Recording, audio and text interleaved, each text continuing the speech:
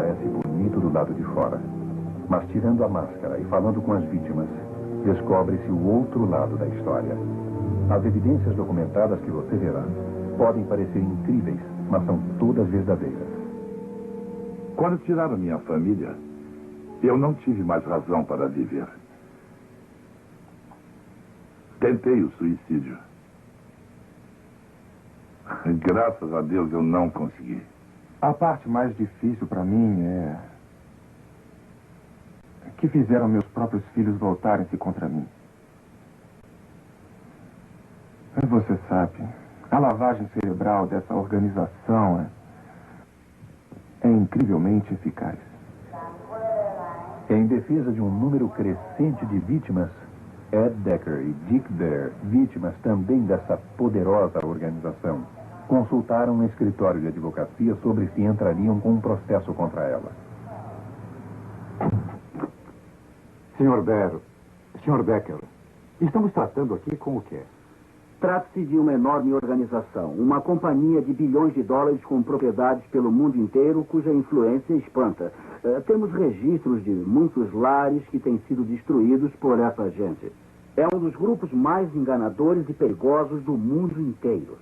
Eu tenho provas que o ligam com o ocultismo, com o satanismo... Sr. Decker, eu não duvido de sua sinceridade, mas eu acho difícil acreditar nisso. Na realidade, essa gente orgulha-se muito do seu senso de unidade familiar, como também em uma forma notável de retidão moral. É parte do incrível engodo. É o que precisamos desenterrar. Nós precisamos desmascará-lo mostrando a verdade.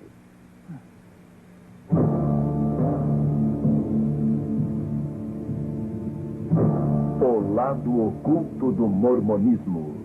Uma distribuição Comets.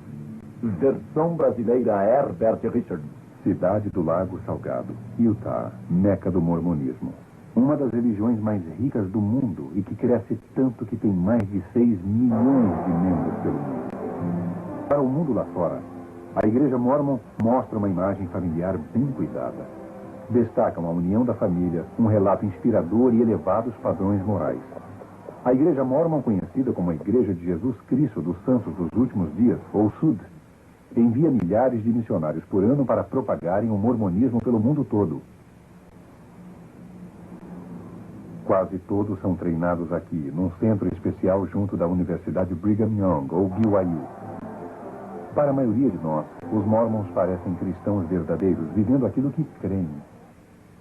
Dr. Harold Goodman, professor da BYU, ex-bispo mormon, atualmente um presidente de missão na igreja.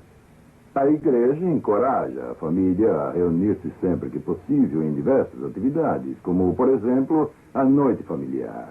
O pai, o patriarca da família, reúne os seus familiares, fazem uma oração, cantam um ou dois cânticos e etc.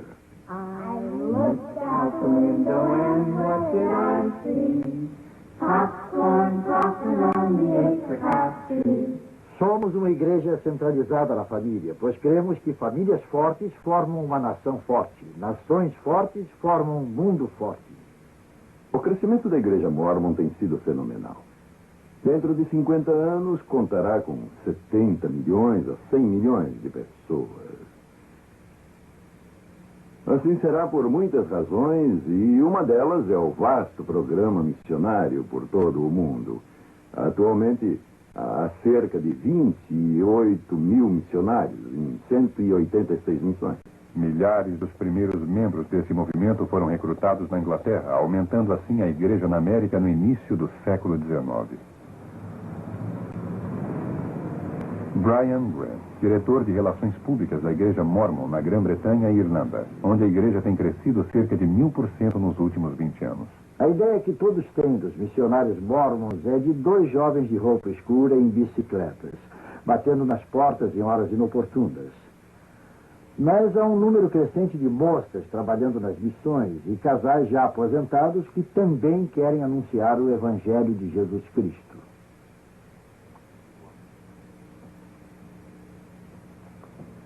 Muita gente tem se unido à igreja, creio que é por causa dos princípios do Evangelho, que os faz entender quem são, quem foram e o que poderão vir a ser. Jim e eu viemos de famílias cristãs bem sólidas. Conhecemos o mormonismo através de um dos sócios de Jim. Eu sempre tive a ideia de que um mormon era alguém que andava vestido de preto e tinha 16 mulheres. O que não é verdade, é claro. Essa gente parece cristã. Todos os cristãos que tenho conhecido possuem esses mesmos atributos. São gentis, bons, amorosos, voltados para a família. Tudo quanto eles fazem gira em torno da religião. O povo da igreja mormon é tão amigável. Eles me conquistaram através de seus bailes. Os meninos da escola me animavam dizendo: que bom você está vindo para a igreja mormon. Me fizeram entrar na igreja através de seu programa social, que é fabuloso, com aquela sua atmosfera familiar. Minha família foi destruída, então entrei direto. Os jovens certamente são a força da igreja no futuro. Por isso, temos classes para os jovens aos domingos. Há eventos atléticos para a nossa juventude. E encontros sociais, onde eles se divertem, dançam.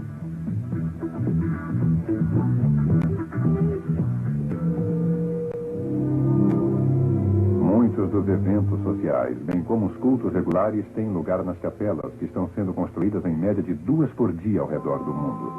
Porém, há quase 50 templos mormons que servem a um propósito bem diferente. Ali não há cultos normais, só há cerimônias secretas, reservadas para uma elite selecionada.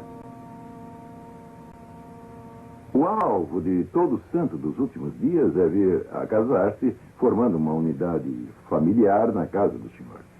Ali ele receberá as bênçãos sagradas que finalmente lhe permitirão, se ele for digno, de habitar na presença do Pai Celestial.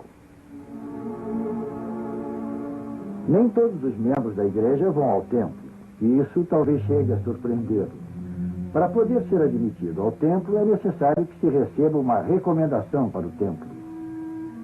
É necessário uma entrevista que seja satisfatória com o bispo e com o presidente da estaca.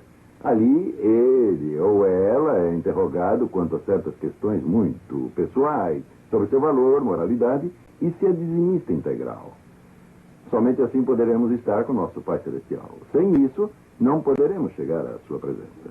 Ao ser admitido no templo e aderindo a várias regras, tais como abster-se de chá e café, doar uma porção substancial do salário à igreja mormon e trabalhando de graça para diversas organizações da igreja, o mormon digno pode tornar-se ele mesmo um deus na vida por vir, governando o seu próprio planeta com um bom número de esposas deusas. Assim você pode ver por que o templo é tão importante para nós, os mormons. Porque quem for digno de entrar no templo, recebendo ali as ordenanças e os convênios e guardá-los, finalmente poderá tornar-se o próprio membro um deus. Antes desse templo recém-construído em Seattle ser fechado para todos, exceto para um grupo seleto de mormons, os visitantes puderam dar uma espiada por dentro do mesmo. Para muitos desses mormons que vieram de milhares de quilômetros de distância e ficaram na chuva por várias horas, essa pode ter sido a única vez em que puderam entrar num templo mormon. Quem é Deus Pai para você? Ele é como eu, você, como todos na face da terra. Então ele é um homem? É.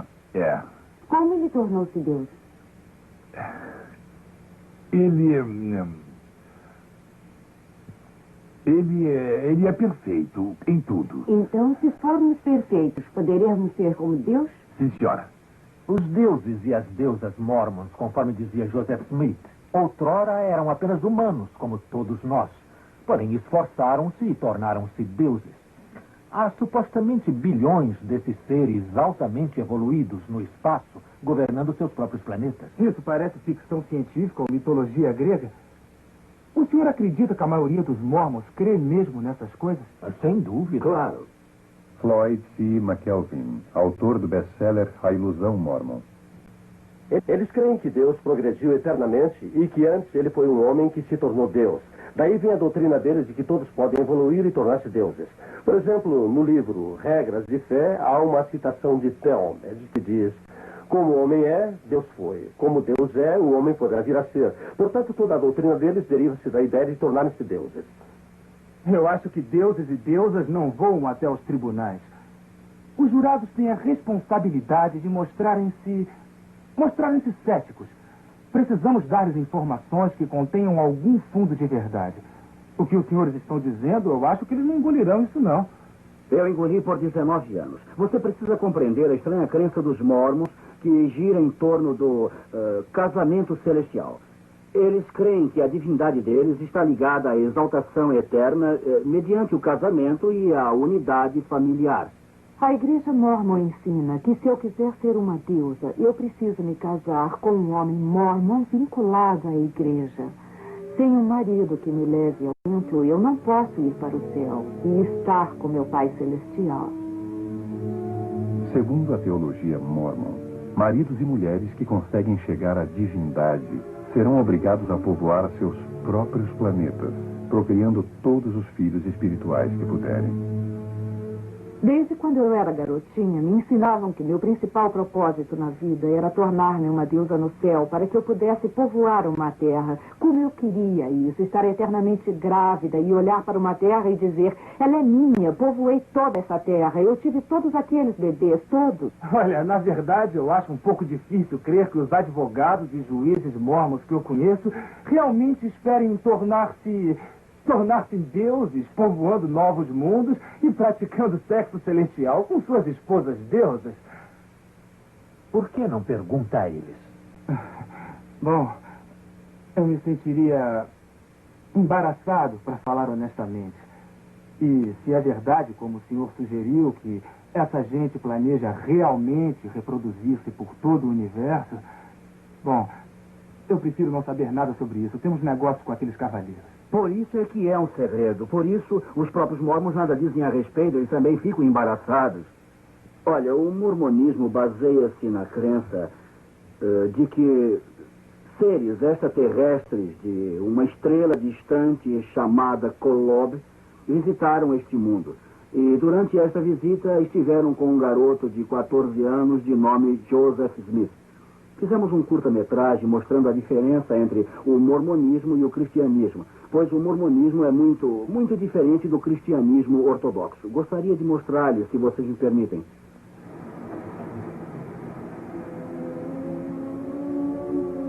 O mormonismo diz que incontáveis planetas espalhados pelo cosmos são governados por muitíssimos deuses, que antes foram seres humanos como nós. Há muito tempo, num desses planetas, um deus não identificado e uma de suas esposas deusas tiveram um filho espiritual chamado Elohim. Depois, esse espírito nasceu de pais humanos, que lhe deram um corpo físico. Obedecendo ao ensino mórmon, morrendo e ressuscitando, ele mostrou-se ser digno e foi elevado à divindade como seu pai. Os mormons creem que Elohim é seu pai celestial e que ele vive com suas muitas esposas deusas num planeta próximo da misteriosa estrela Kolob. Aqui, o deus do mormonismo e suas esposas, mediante interminável sexo celestial, produzem bilhões de filhos espirituais. Para decidir sobre o destino deles, o chefe dos deuses mormons convocou um conselho nos céus. Estavam presentes os dois filhos mais velhos de Elohim, Lúcifer e seu irmão, Jesus. Foi exposto um plano para formar o planeta Terra, onde os filhos espirituais tomariam corpos mortais e distinguiriam entre o bem e o mal. Lúcifer apresentou-se para tornar-se o salvador deste mundo. Querendo a glória para si, planejou forçar todos a se tornarem deuses. Opondo-se à ideia, o Jesus Mormon sugeriu dar aos homens o livre-arbítrio como em outros planetas. E foi aprovada a proposta do Jesus Mormon, que se tornaria o salvador do planeta Terra. Furioso, Lúcifer convenceu um terço dos espíritos destinados à Terra para lutarem como seus aliados. Lúcifer, então, tornou-se o diabo e seus seguidores os demônios. Enviados a este mundo, não teriam corpos de carne e ossos. Os espíritos que não foram valentes na batalha contra Lúcifer foram amaldiçoados, nascendo com pele negra. Assim os mormons explicam a raça negra. Os espíritos mais valentes contra Lúcifer nasceriam em famílias mormons na Terra. Seriam pessoas de pele branca, ou claros e agradáveis, segundo descreve o Livro de Mormon. Os primeiros profetas mormons diziam que Elohim e uma de suas esposas deusas vieram à Terra como Adão e Eva iniciar a raça humana. Milhares de anos depois, Elohim veio novamente à Terra, em forma humana, vindo de sua estrela Colobe, para fazer sexo com a Virgem Maria, a fim de dar a Jesus um corpo físico. O apóstolo mormon Orson Hyde ensinou que Jesus, ao atingir sua maturidade, teve pelo menos 3 esposas: Maria, Marta e Maria Madalena. Por meio delas, o Jesus mormon, de quem Joseph Smith dizia ser descendente direto, supostamente já era o pai de alguns filhos antes de ser crucificado. Segundo o Livro de Mormon, após a sua ressurreição, Jesus veio às Américas pregar aos índios, os quais os mormons creem ser realmente israelitas. Então, o Jesus mormon estabeleceu a sua igreja nas Américas, tal como já fizera na Palestina.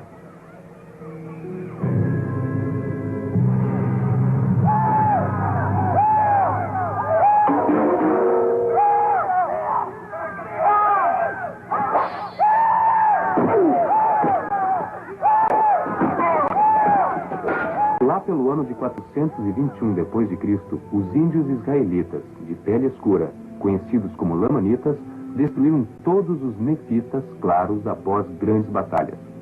Os registros nefitas teriam sido escritos em placas de ouro e foram escondidos por Moroni, o último nefita vivo no Monte Cumorah.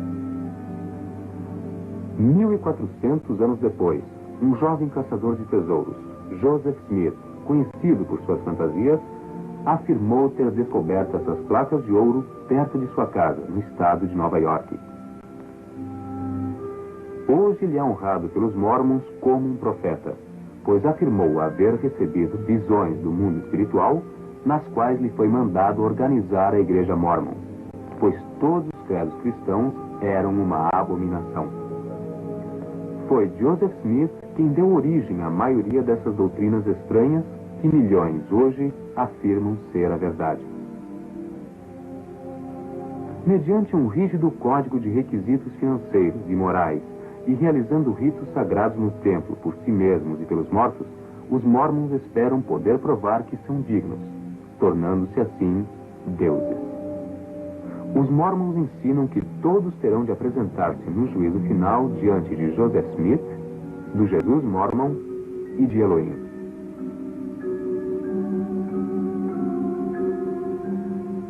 Os mormons, que foram selados na cerimônia de casamento eterno, esperam tornar-se deuses polígamos no reino celestial, governando outros planetas, criando novas famílias eternamente.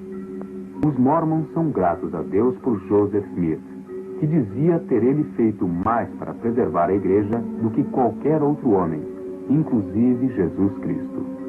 Os mormons creem que ele morreu como um mártir, vertendo seu sangue por nós para sermos deuses também. Deuses vindos de Kolob. Parece Von Däniken ou A Guerra nas Estrelas. Eu sei que é estranho, sei que, como ser finito, jamais poderei me tornar um Deus infinito. É absurdo. E foi aí que parei de crer nisso, mas minha esposa não queria nem falar a esse respeito. Ela teve que se divorciar de mim para se casar com outro homem que procurasse chegar à divindade. Ou ela não poderia tornar-se uma deusa. A igreja mormon pressiona as pessoas para divorciarem-se dos seus cônjuges se por acaso não atingirem os padrões dessa igreja, e também as pressiona a se casarem com outros que estejam tentando chegar à divindade? A minha motivação deriva-se, pelo menos em parte, da minha experiência pessoal. Eu me lembro do meu bispo me aconselhando a divorciar-me da minha esposa. E eu ouvi os meus 5 filhos que eu criara na igreja mormon serem tirados de mim. E atravessei vários e vários anos procurando uma reconciliação. Eu conheço centenas de famílias cujas histórias parecidas com a minha partiriam o seu coração. Greg e Jolene, divorciados por causa da igreja Mormon e depois casados de novo. Ele foi criado como cristão e eu como mormon. Tínhamos um ótimo relacionamento, mas tudo sempre voltava ao mormonismo. Eu tinha que convertê-lo de algum modo. Após 2 anos e meio de muito tentar, eu desisti e fui aconselhada a divorciar-me dele. Os líderes da igreja entenderam que meu marido nunca aceitaria os padrões da igreja ou a palavra de sabedoria e nem queria estar ativo no sacerdócio.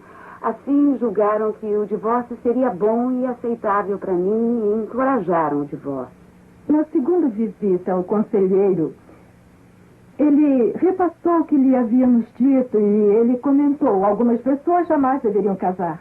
Eu jamais pensei que um bispo iria aconselhar o divórcio. Ao invés disso, ele deve procurar meios para reconciliar os casais. Mas no meu caso, minha esposa foi aconselhada pelo bispo que seria melhor ela divorciar-se de mim. Haverá situações que, por motivo de incompatibilidade de um tipo ou de outro, o divórcio pode tornar-se inevitável. Mas, visto acreditarmos firmemente na unidade familiar e também na santidade da família, isso só se dá em casos extremos. E ninguém apela para isso por motivo de mera conveniência. Eu fui ao meu bispo e ele me aconselhou que era melhor eu viver sem ele e ser uma serva no céu mormon do que ficar casada com ele. E essa é a igreja que ensina a unidade familiar.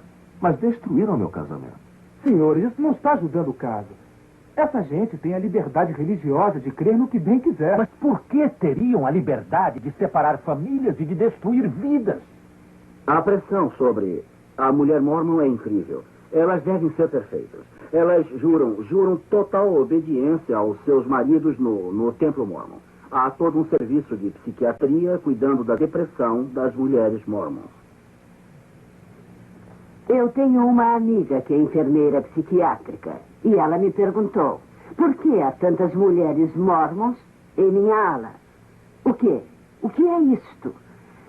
Creio que isso se deve ao fato de ser impossível a uma mulher mormon viver segundo os padrões impostos. Elas devem ser perfeitas para poderem ser exaltadas com os seus maridos. Creem que nem sairão da sepultura se seus maridos não as chamarem na manhã da primeira ressurreição. E se ela quiser chegar à exaltação, para a mulher mormon o céu consiste em ficar grávida por toda a eternidade. Um bebê espiritual após o outro. Como mulher mormon, a minha vida chegou a um ponto em que as coisas não andavam nada boas. Todo o meu tempo era gasto fazendo aquilo que os líderes mormons diziam-me para fazer. Cheguei a um ponto em que a vida não tinha mais nenhum sentido. Sandra Tanner, ex-mormon, autora, pesquisadora, considerada uma das maiores autoridades sobre o mormonismo. Utah tem um índice de divórcio acima da média nacional. A média de suicídio é muito maior que a média nacional. Normalmente, o suicídio de adolescentes é mais alto em Utah que no resto do país. Isso deve-se em parte ao fato que os mormons enfatizam a perfeição. E muitos desses jovens sentem-se derrotados em busca da divindade. Não atingem os padrões que a igreja exige deles. Isso destrói a autoestima deles de tal maneira que não podem continuar e se matam. Eu sempre senti que não estava fazendo o suficiente perante Deus. Era impossível ter um irmão melhor do que Kip. Gene e Perry Eliasson, pai e irmão do jovem Kip, que se suicidou no início de 1982 com 16 anos. Kip era um filho quase perfeito. Ele era um aluno de destaque. Fazia parte do time de corredores e foi premiado como o membro mais inspirador do grupo. Kip era meu melhor amigo e companheiro desde que sua mãe morreu quando ele tinha 5 anos. Nos últimos 2 anos, Kip andava tão ocupado com suas atividades na igreja que deixou quase tudo mais. Quanto mais ele se envolvia na igreja, mais deprimido ficava. Eu me sentava ao seu lado e discutia esse problema com ele para descobrir o que o preocupava. Então ele revelou que tinha sensações sexuais em conflito direto com os ensinos da igreja. Quando Kip recebeu conselhos, eles só fizeram reforçar os ensinos da igreja o que diminuiu mais o seu senso de valor pessoal? Sei pelo que Kip estava passando. Também fui entrevistado, como ele foi. A pressão era grande para eu esforçar-me para ser digno e perfeito o tempo todo. O problema é que Kip levou a questão muito a sério. A Igreja Mormon, com seus belos anúncios na revista Seleções, gostaria que crêssemos que ela é cristã de ponta a ponta. Mas quem está de fora não vê como quem está por dentro. Na Igreja Mormon, o próprio livro de Mormon chama os cristãos de prostituta de toda a terra. A cerimônia do templo zomba dos pastores cristãos, representando-os como mercenários de Satanás. Quando entrei para a igreja, eu comecei a indagar. Não era a mesma coisa. Não era cristã, como diziam a minha mãe e a mim. Não era certo. Todo o que crê em Cristo é um cristão. Acreditamos que somos cristãos acima de todas as outras denominações, por termos tantas informações reveladas sobre o nosso Redentor, nosso Salvador, Jesus, o Cristo. Os mormons são instruídos a usar a terminologia cristã quando falam com convertidos em potencial. Palavras como Deus, Jesus e salvação têm sentidos diferentes para os mormons e que os de fora desconhecem. Você pensa que o mormonismo é cristão? Sim, cremos em Deus, o Pai Eterno, em seu Filho Jesus Cristo e no Espírito Santo. Há muitos que possuem só uma parte do Evangelho de Jesus Cristo. A Igreja de Jesus Cristo, dos Santos dos Últimos Dias, tem todo o Evangelho em sua plenitude total. A primeira visão de Joseph Smith é a pedra angular da Igreja Mormon, mas há 9 versões da mesma, cada qual contradizendo a outra. Os líderes mormons ocultam de propósito a verdadeira história da religião deles, porque sabem que as pessoas nunca creriam que ela veio de Deus se vissem como os retalhos foram sendo costurados. Nas suas narrativas não publicadas, vemos que Joseph Smith primeiro disse que somente Jesus lhe aparecera. Na segunda vez ao escrever sua história, anos mais tarde, disse que muitos anjos lhe haviam aparecido, e alguns anos depois afirmou que 2 seres é que lhe apareceram.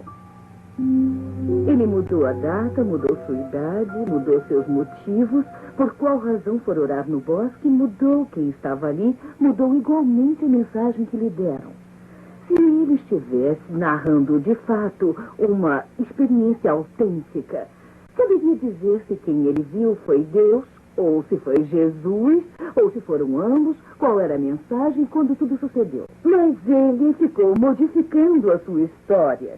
Se você fosse testemunha de um acidente e alguém lhe pedisse para contá-lo e você desse 3 versões tão divergentes quanto essas, as pessoas diriam que você não foi testemunha coisa nenhuma. A Igreja Mormon vive mudando as suas escrituras e as mudanças são incríveis. Há milhares delas.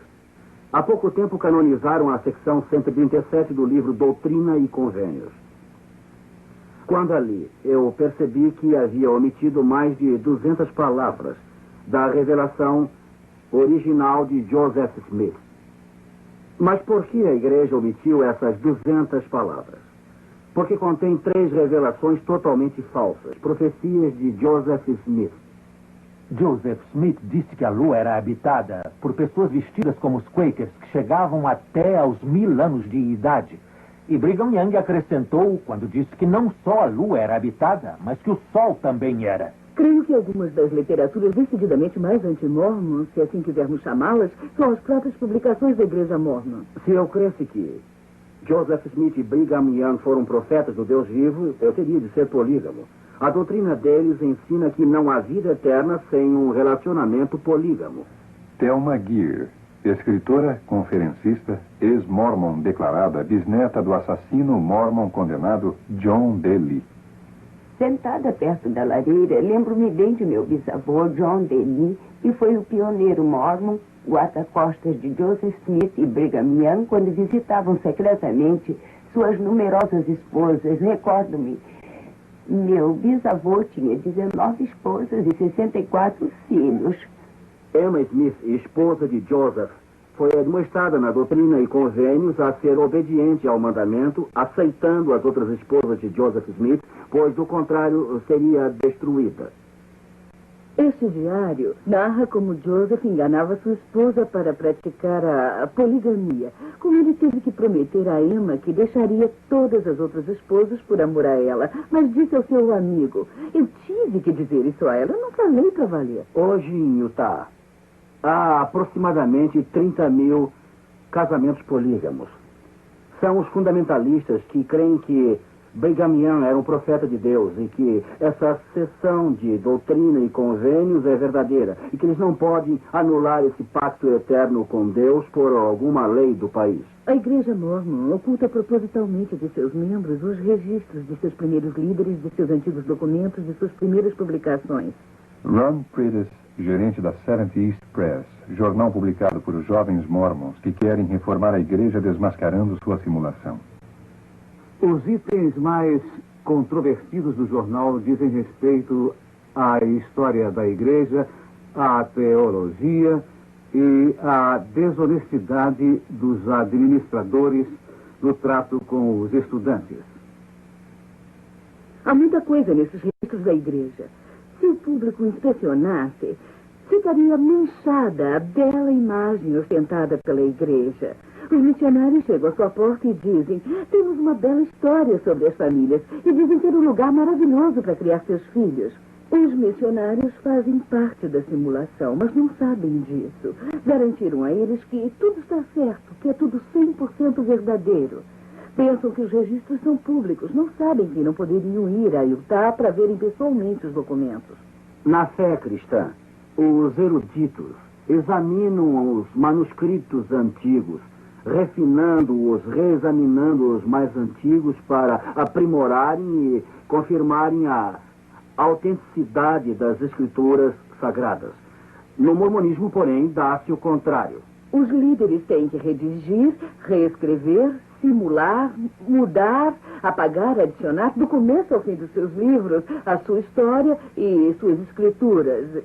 E eles suprimem dos seus diários porque mostram a confusão e a natureza humana da sua teologia e da sua religião. O livro de Mormon afirma ser um registro histórico real, traduzido de placas reais que Joseph Smith desenterrou de uma colina em Nova York. Se esse fosse um relato genuíno, poderíamos estudá-lo como se estuda qualquer outro livro histórico. Dr. Charles Crane, escritor, professor universitário e especialista em arqueologia mormon. Lendo o livro Mormon, descobrimos uma história inteiramente diferente. Ao invés de ser um registro de fatos reais, tenho examinado mapas e rebuscado informações arqueológicas. Porém, confesso que jamais encontrei a terra de Zarahemla. Onde é que fica o Vale de Nimrod?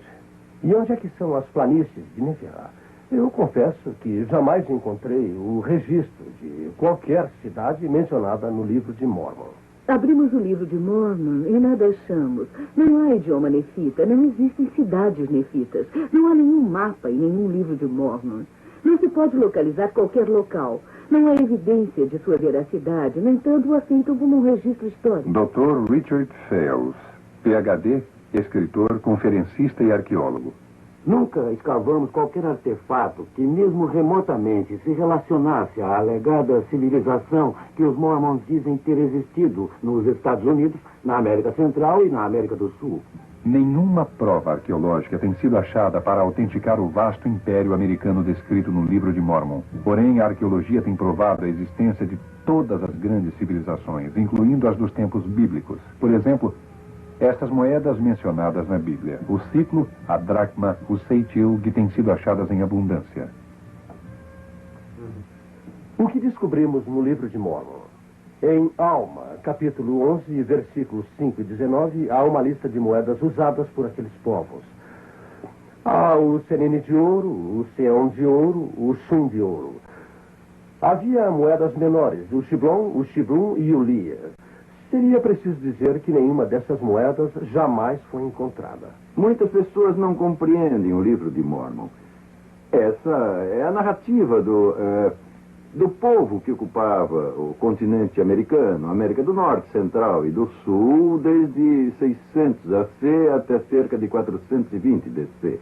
Há muitas evidências, naturalmente, de que haviam pessoas vivendo naquelas regiões. Eu sou levado a crer, com base nas pesquisas, que não se trata de um relato real, mas de um conto de fadas, como Alice no País das Maravilhas. Décadas de pesquisas por arqueólogos mormons não puderam descobrir qualquer indício do povo, dos locais ou dos eventos descritos no livro de Mormon. E missionários mormons do mundo inteiro estão convertendo pessoas à igreja mormon, explicando que a arqueologia tem provado que o livro de Mormon é verdadeiro. Uma das escrituras, obras padrão da igreja, chama-se A Pérola de Grande Valor. Ali há o livro de Abraão, que Joseph Smith disse ter sido traduzido de fragmentos de papiro que ele comprara de um empresário que estava viajando pela área. Por volta de 1842, sem conhecer a língua egípcia, ele traduziu os fragmentos para a forma do livro de Abraão. O manuscrito ficou desaparecido até 1967. Agora, porções dele foram redescobertas e famosos egiptólogos agora o têm examinado e traduzido e viram que ele nada tem a ver com o tempo de Abraão. Joseph Smith não acertou ao menos uma palavra em toda a tradução. De fato, ele tomou uma pequena letra parecida com um E invertido e a traduziu por 76 palavras com 7 nomes. Bem, há coisas embaraçosas para a igreja. Admiro-me realmente do grande número de pessoas inteligentes que estão na igreja mormon, aceitando coisas que não podem ser provadas.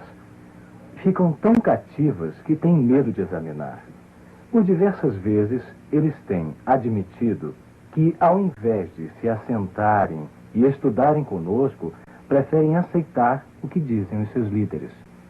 A igreja mormon tem um profeta vivo cujas palavras abafam a Bíblia ou qualquer escrito mormon anterior. Assim, o profeta Spencer W. Kimball, em meio à crescente pressão social e problemas raciais no Brasil, recebeu uma revelação divina que o capacitou a suspender a maldição contra os negros que até pouco tempo eram tidos pela igreja mormon como baixos nos seus hábitos, desajeitados, inferiores na aparência, desprezados e geralmente sem a bênção da inteligência normal. O profeta Brigham Young havia dito antes que qualquer mormon que se casasse com um negro seria morto na hora e que essa lei sagrada era inviolável. Numa publicação mormon, eu li um artigo do atual profeta da igreja, onde ele descrevia o seu poder como presidente da igreja. Dizia-se ser, basicamente, o elo entre Deus e os homens. Cremos que o profeta mais importante é o profeta vigente da época. Assim, quando ele fala como profeta, cremos que é como se o Senhor estivesse falando. A teologia da igreja mormon não está baseada na avaliação das provas bíblicas, mas se baseia principalmente no ardor no peito. Eles afirmam que isso é o que você deve procurar. Quando os missionários mormons chegam à casa de alguém falando sobre o livro de Mormon ou sobre o profeta Joseph Smith, pedem que a pessoa ore para receber o ardor divino no peito que eles têm. Isso provará que Joseph Smith é um profeta de Deus e que o livro de Mormon é escritura real. Assim, trata-se de uma avaliação subjetiva. A escritura não é para ser examinada. Eles nos encorajam a ler o livro de Mormon e não a ler a Bíblia, mas sim a orar para sabermos se o livro de Mormon diz mesmo a verdade. Quando falamos sobre essas coisas com os mormons, alguns dizem: não me importa se cada profecia de Joseph Smith estiver errada. Eu senti o ardor no meu peito e vi que a igreja é verdadeira. Pergunto, você já o submeteu à prova? Dizem, não preciso pô-lo à prova. Tenho ardor no meu peito. Acreditam totalmente em tudo quanto é mormon. O que você verá agora é uma autêntica e inédita reinterpretação das cerimônias secretas do Templo Mormon, que a maioria dos mormons nunca assistiu. E os que as viram juraram nunca revelar o segredo, sob pena de morte. Na execução da penalidade, levantamos a mão direita espalmada com o dedo polegar em ângulo reto sobre a orelha esquerda, fazendo passar rapidamente pela garganta até a orelha direita e deixando-se cair na mão naturalmente. Todos nós que já passamos pelo templo, juramos solenemente consentir que nossas gargantas fossem cortadas e que nossos corações e órgãos vitais fossem arrancados. A execução da penalidade é representada passando-se o polegar rapidamente pelo corpo e deixando-se cair a mão naturalmente. No casamento celestial, no templo, os cônjuges são selados um ao outro para o tempo e a eternidade em rituais tipo maçônico. Sem o ritual, ninguém chegará à presença de Joseph Smith para tornar-se um deus. Ei, lei, er. Irmão José Prats, tendo autoridade, eu te lavo em preparação para receber a tua unção em lugar e a favor de João Alves Campos, falecido, para que fiques limpo do sangue dos pecados desta geração. Irmã Neuza Brandão, eu te lavo em preparação para receber a tua unção em lugar de... Elisa Barreto. Elisa Barreto, falecida, para que fiques limpa do sangue dos pecados desta geração. Eu lavo a tua cabeça para que teu cérebro e tua mente fiquem claros e ativos. Teus olhos para que eles vejam claramente entre a verdade e o erro. Milhares de cerimônias ocultistas são realizadas a cada dia pelos mortos para que também recebam os benefícios do mormonismo. Os mormons têm sido encorajados a ter encontros com os mortos. E vez por outra, os demônios personificam mortos e aparecem aos mormons, dizendo que se converteram ao mormonismo no mundo espiritual e querem que sua genealogia seja pesquisada. Teus lombos para que sejas frutífera e te multipliques e enchas a terra, alegando-te em tua posteridade. Teus órgãos vitais e intestinos para que sejam fortes e saudáveis e possam cumprir suas funções. Teu peito para que receba puros e virtuosos princípios. Nosso profeta vivo disse-nos que a igreja tem 3 propósitos. Um é proclamar o evangelho de que temos falado. O outro propósito é aperfeiçoar a vida dos santos. E o terceiro é redimir os mortos.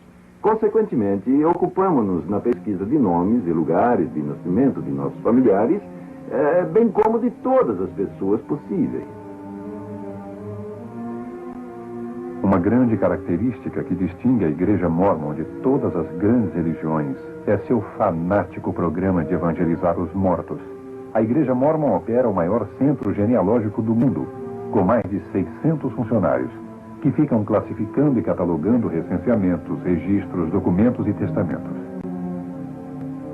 Esta informação é microfilmada e guardada aqui, 32 quilômetros fora da cidade do Lago Salgado.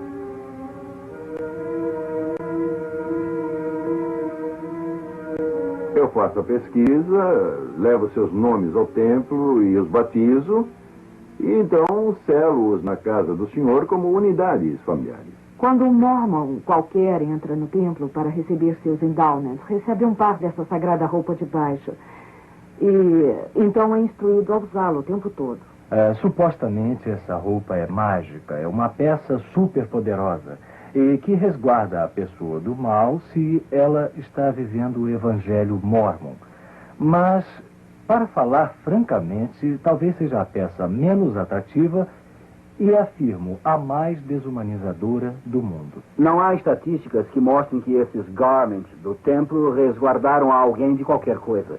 Embora os mormons digam que esses garments, por causa do seu poder mágico, têm salvo pessoas da morte no fogo e de todo tipo de mal e acidentes. Ou elas vão ao hospital para terem neném, mas recusam-se a tirar a roupa, ao ponto do médico ter de cortá-la para o neném nascer. Depois de ajudar minha avó a banhar-se e sair da banheira, enxugávamos sua perna esquerda, punhamos o garment limpo na perna esquerda e só então ela tirava o garment sujo da perna direita. O garment tem que ser usado em contato com a pele, com suas outras roupas íntimas por cima dele. Ele protege o corpo. É como um amuleto, é uma superstição. Joseph Smith estava muito envolvido com o ocultismo. Ele tinha uma pedra de vidente que usava como bola de cristal para adivinhar o local de tesouros escondidos e traduzir as placas de ouro. Em 1826, Joseph Smith foi preso e condenado, pois fingia encontrar tesouros escondidos com a pedra. As marcas especiais nesse garment tornam-na um amuleto especial chamado talismã. Na Bíblia satânica de Anton LaVey, sob a divisão chamada Nomes Infernais, eu quero mostrar-lhe algo. Aqui está o Deus Mormo, rei dos necrófilos, Deus dos mortos-vivos. Os que o seguem são chamados Mormons. Nós não podemos chegar assim a tal conclusão. Poderia ser mera coincidência. Os mormons são obcecados por genealogias, cerimônias e ritos templários pelos mortos que creem poderem visitar os vivos e que podem converter ao mormonismo até no túmulo. Em chinês, Mormon significa portas do inferno. Por isso os missionários têm problemas em Hong Kong, por exemplo. Evitam o termo Mormon ao tentarem converter os chineses. John L. Smith, escritor e pesquisador do poderio da Igreja Mormon. A Igreja Mormon é a segunda maior instituição financeira a oeste do rio Mississippi. A Igreja Mormon exerce poder econômico com maior eficiência que qualquer outra religião organizada no mundo. Tem a companhia de seguros Beneficial Life com 470 milhões de dólares. O Deseret Management and Trust Corporation, hospitais, escolas, apartamentos e fazendas. É grande acionista do Los Angeles Times. Possui emissoras de televisão e rádio e a cadeia de lojas de departamentos CMI. Tem vastas terras em todos os 50 estados americanos, no Canadá, na Europa e em cada continente. 2/3 de suas propriedades são isentos de impostos. Bilhões de dólares são extraídos dos membros da igreja a cada ano com seu programa de dízimos obrigatórios. É difícil dizer o que a Igreja Mormon realmente possui. Alguém disse que o próprio profeta Mormon poderia não saber, porque podem ter comprado algo ontem ou vendido algo hoje.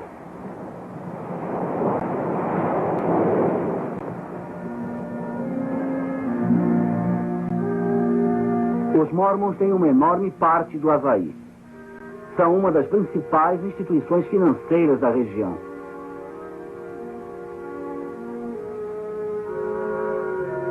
Quem vai ao Centro Cultural Polinésio é convidado a visitar o Templo Mormon.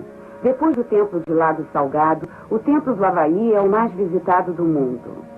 Eles apresentam a Igreja Mormon num filme e fazem a pessoa deixar sua assinatura.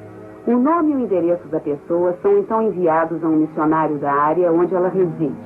Pouco depois dela voltar de sua visita ao Templo do Havaí, é visitada pelos missionários mormons, que indagam se ela gostou de sua visita ao templo e se quer saber mais sobre a igreja, usando esse método para compartilhar as doutrinas mormons com as pessoas.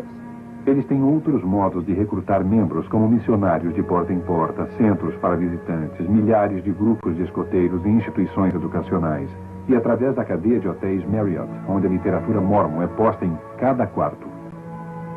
Apesar de toda a conversa de construção de uma sociedade ideal, o estado de Utah, que é 70% mormon, encabeça a nação em número de falências e fraudes, e também é um líder em número de divórcios, suicídios, abuso de crianças, gravidez de adolescentes, doenças venéreas e bigamia.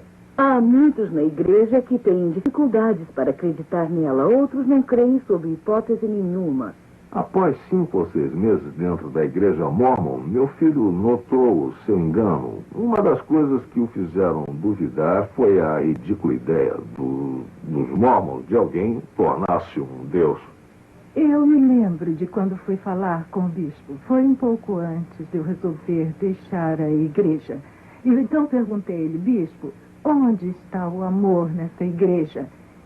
E com lágrimas escorrendo pelo meu rosto, eu lhe disse, não me sinto amada. Nós ouvimos toda essa conversa sobre o amor e de como estamos cuidando de todos e da noite familiar.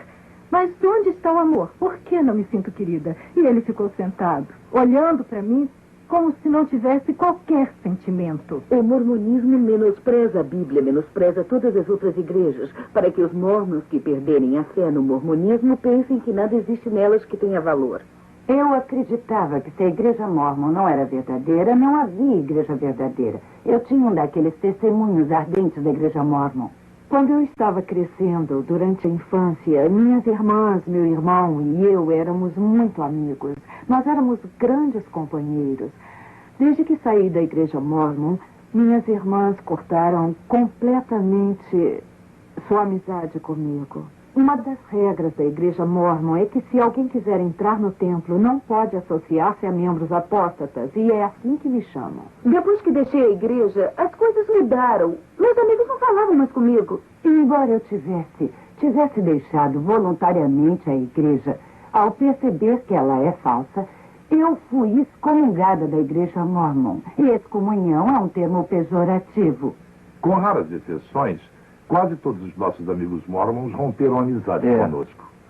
Fui posta de lado. O namorado que eu tive durante todo o ano em que estudei na BYU rompeu o namoro. Ele estava se preparando para a missão. Não queria falar comigo. Disse-me de chofre, você não irá comigo ao templo e pronto.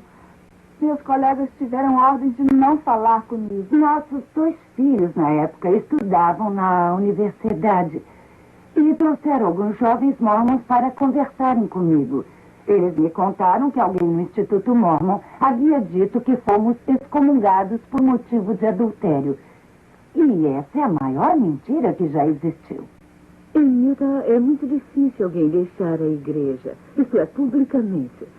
Em primeiro lugar, a ameaça ao seu emprego. Talvez seu patrão seja mormon. E isso pode ameaçar seriamente seu lugar na firma. Eu sei de muita gente que trabalha para a própria igreja, temendo perder a sua posição. Outras pessoas temem o divórcio. Conheço pessoas em altas posições na igreja que não acreditam no mormonismo.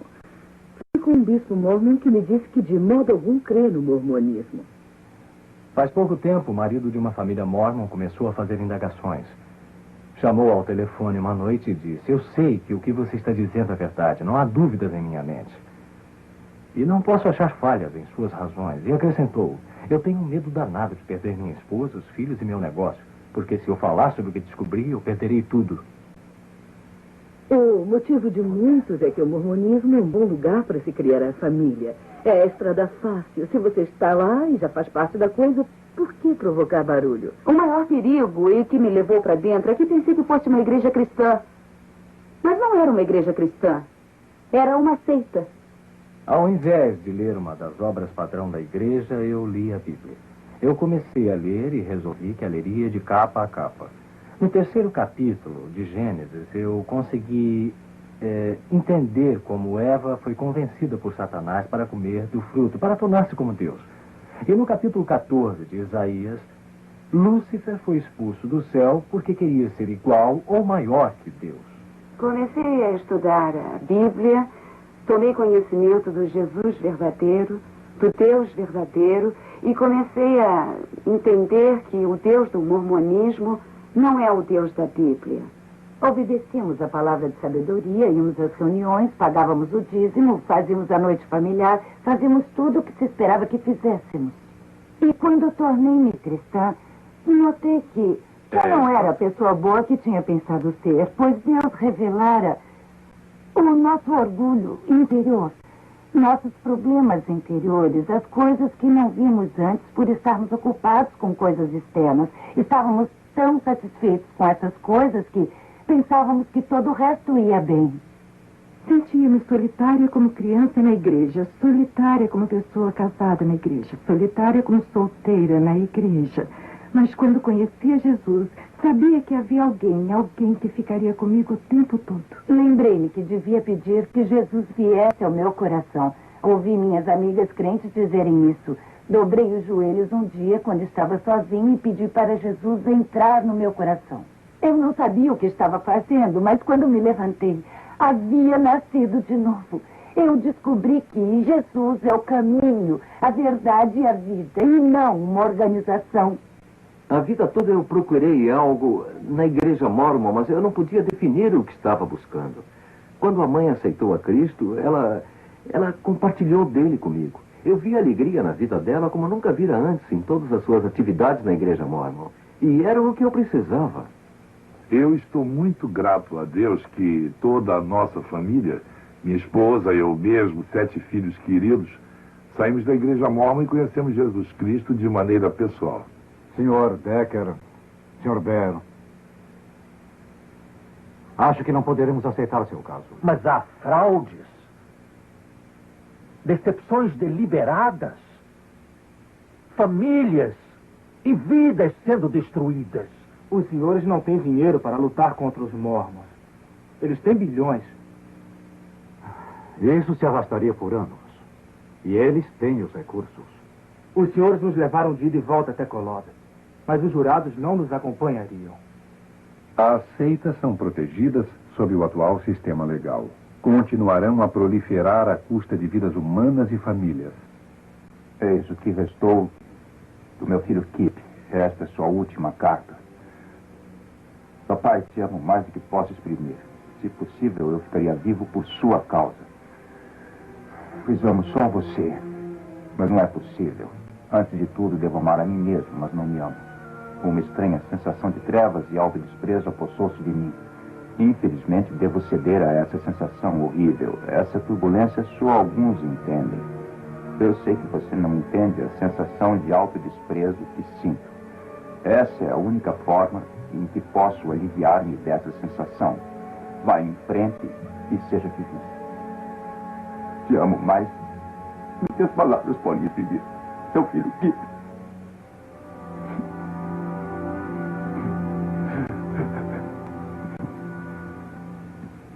Se deixasse hoje, o que sentiria mais? Deixasse o quê? A igreja. A igreja? Deixasse a igreja? Eu prefiro morrer.